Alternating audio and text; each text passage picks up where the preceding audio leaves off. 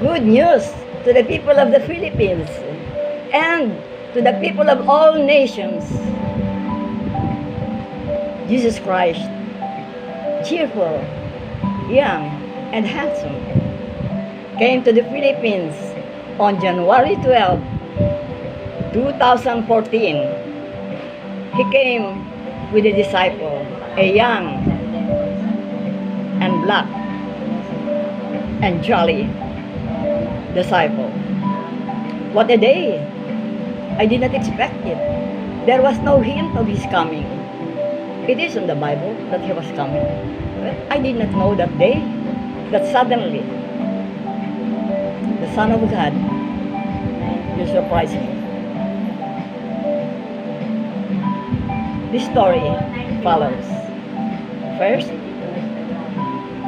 I want to introduce myself. My name is ROSALINA, DERPO, ARANDIA, a renewed Christian, faithful disciple of Christ. I was not planning to go to the church that day, but the golden and orange color of the horizon of Las Piñas City made me forget that I have arthritis. So I struggled for my bed, took a jeepney that races with the sun, and soon I was in church. At 8:30,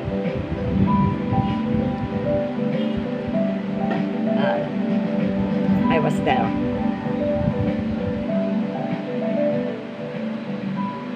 The Sunday worship of that day went on smoothly, and soon the church was alive. On about 10:30, the pastor, cheerful and eloquent, mounted again the pulpit. He implored God to bless all those who were present that day and to bless them so much that they can come back again next Sunday. You know, there was a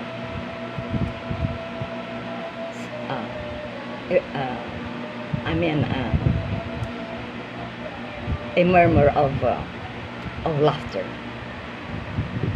and soon the pastor again went to descended on the pulpit, sat on next door, near the door,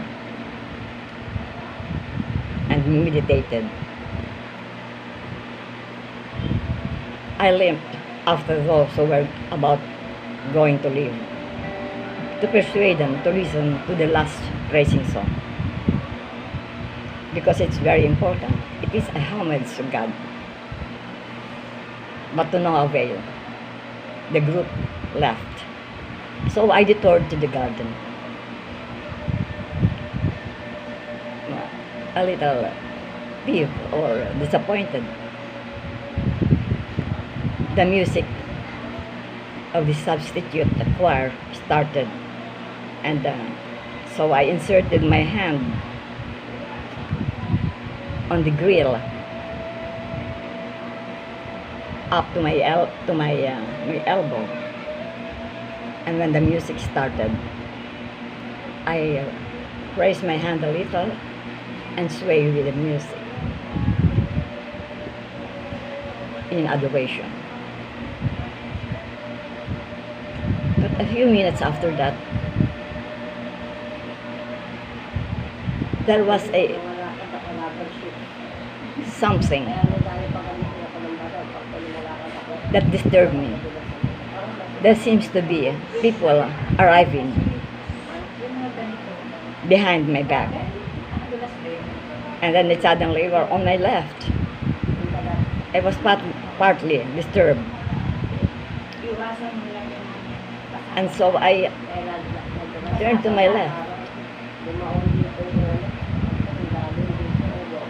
I saw a man in a brown robe, like the attire of the Middle East. He was smiling boldly. Then my eyes saw a hand protruding from a white robe, and I know that the white robe is only worn by men of distinct elevated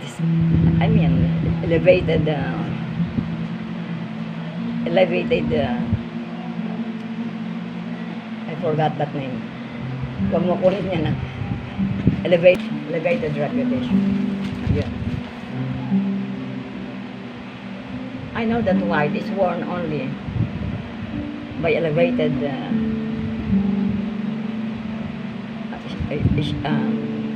reputation. It suggests, I don't like that. Hindi ko makakano siya. Men of elevated reputation in the Middle East. I'm aware of that. So I was, this man in white, I think, deserve my politeness. I had my back against him. So I pulled a little my hand from the grill and turned to him. And then I cannot raise my neck because he was so near, just a foot away from me, and it's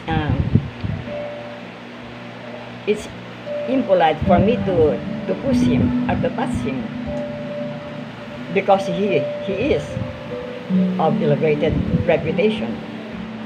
And so I pulled my hand a little and turned to him. But he must have understood me. He walked about 1.5 meters away from me. And so I turned my face to him because he needs respect, I know. Because he is of a good reputation. Maybe a sheikh, a prince, or rich people in the Middle East. Then I raised my face engaged upwards, but my eyes landed on his chest.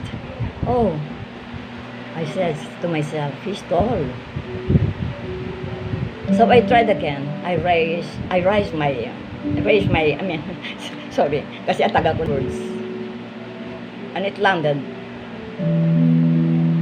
on a man with blonde hair. Handsome.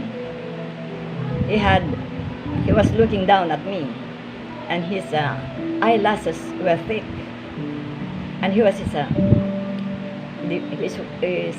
eyes were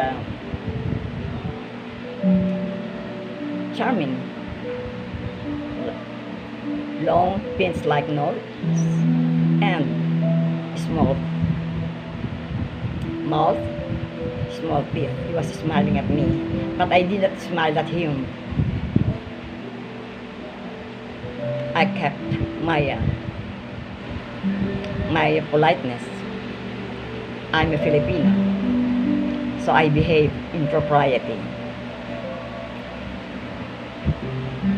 Then I was looking at him. I was figuring whether he comes from Lebanon or any country in the Middle East. When suddenly a light rolled about him. Then it covered him. I was surprised. No magician or any man on earth can do that. Now he is filled with light, shaded by light, so bright but not warm or hot like the sun.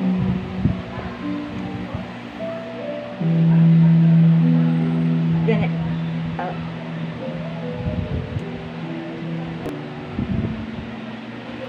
to call the pastor to tell them about these people who may be from the Middle East.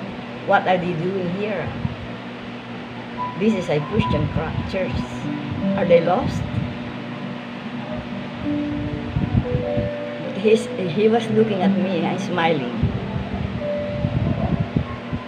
Then a thought came to my mind, and I said,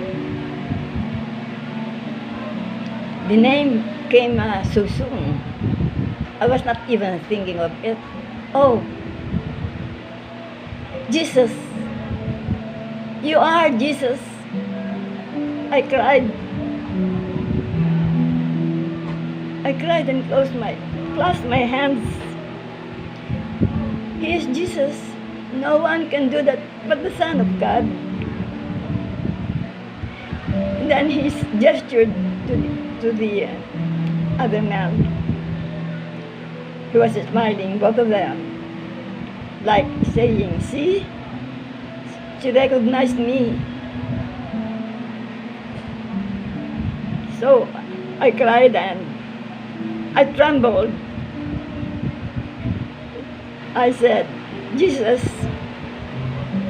am I worthy of thy presence? But my thought again said, he's already here. Jesus is here. I said again in my thought, will he take me to heaven? Am I in heaven? But I saw that there are people inside, and I saw the same plants in my left. And then I saw my dress. It's not a glorious dress yet. I was wearing the same dress. I'm still here.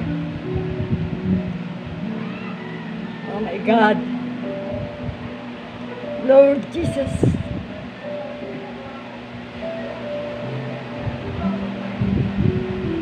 Then Jesus gestured to his companion, and his companion walked towards me, playfully, his shoulders from left to right.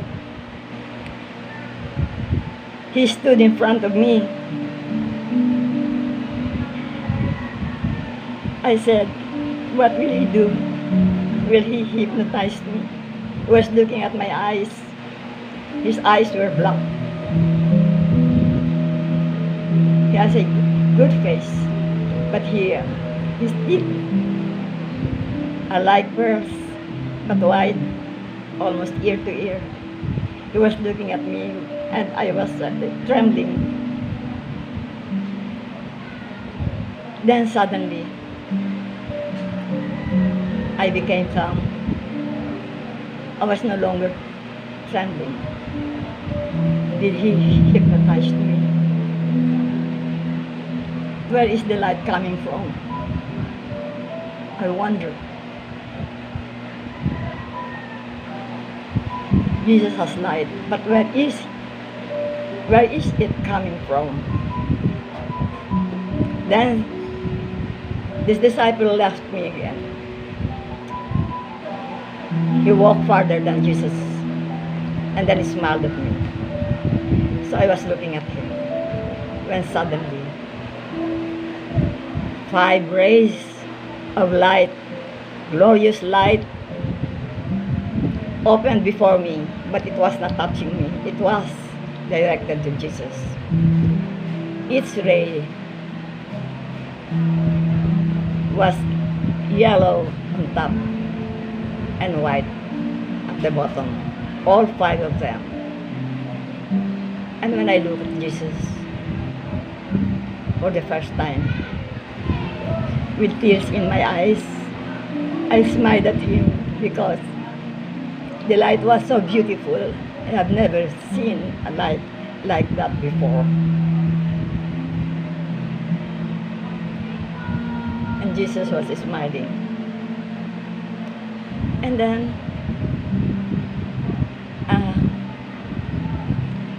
suddenly the music stopped. And then the pastor saw me from the window. He said, "Mommy Rose is there." And then I heard him coming through the door. I heard his footsteps. In that instant,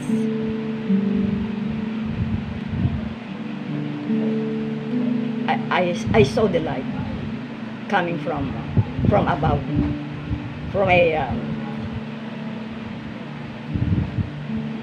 twinkling. I mean, sort of lamp. I forgot the. It was attached to a sparkling block going downward to Jesus. But when the pastor was about looking to me, about just a few meters away from Jesus Christ, the light suddenly covered Jesus and his disciple, and swiftly the light left the garden. But on top of the roof of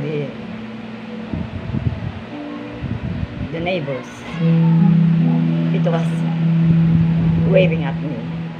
I cried again, and I said, "Jesus, visit me again." Then the light swiftly went upward out of Zapote. It was going back to the block, the sparkling block. It was like a building, or it might be a vehicle. I can't. When I look at it, it was so bright, and I cannot see it very well. Then Jesus and the disciple vanished with the light. I discussed this with the remaining members. We talked about it for about 5 minutes. After 5 minutes, Pastor Olavidis said, "Let's go." Everybody was silent. There was some who asked questions, like asking me about his hands. Where? If there were scars on his hands, after 2,000 years, it will be healed by now. That's my answer, and I left. I stayed a little with with the treasurer, Ninita, while she was arranging the church chairs inside. I went to the chair where I sat when Jesus was still there, to get my bag. With a heavy heart, I looked up to the sky. The light was no longer there. I was about to leave, but then a sparkling, the same block was waving at me in short phrase. I again cried. I know it was Jesus in that, they were in that sparkling black. Ninita, my friend, asked me, "What are you looking at, sister?" I turned and said, "I will tell you later." The black has traveled to a lower portion of the clouds. So I started thinking maybe heaven has an orbit of its own, but I don't know. It's not my work. It's the work of those who studies. Tama na, papalitan ko yun. Teka mo na, magpapatilan ko lang. Kasi hindi ko alam ang mga hindi ko alam. So I turned to Ninita and said, "I will tell you later. Let's go and eat." I was washed over with sadness. I was dazed. We left to eat, but I couldn't eat. I pondered. Jesus came. I remember what he said in John 15, verse 16. He said, "You do not choose me. I choose you. And I appoint you to bear fruits that last." Out of trillions of people in the world, he chose me. But I have work to do.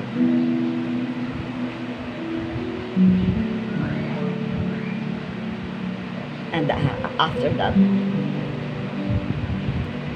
there were so many restraining events that came. I couldn't. I do something about it. I wanted to know the world to know, but I wrote it and kept it until now. I want the world to know about the arrival of Jesus in the Philippines, not only for the Philippines, but for the whole world, for all salvation, for everyone's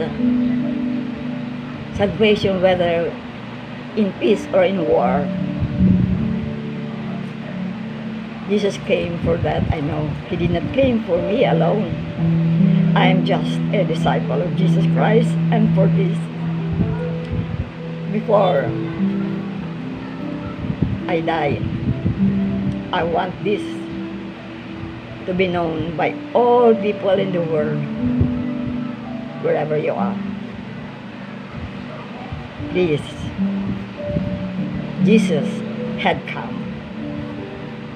Yes, he saw me alone, but it was not for me alone. It's for us, all of us. For this is a warning or an advice for all of you who reads this message. I am now 91 and 5 months old. When Jesus came, I was just 81 years and 11 months old. But I never forgot. I wrote it that day, and now I am releasing this letter to all, that you might be saved.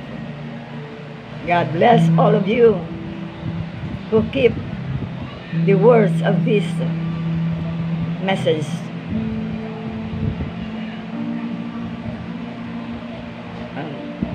from Jesus Christ. I am just his disciple and chosen, as he had said. God bless.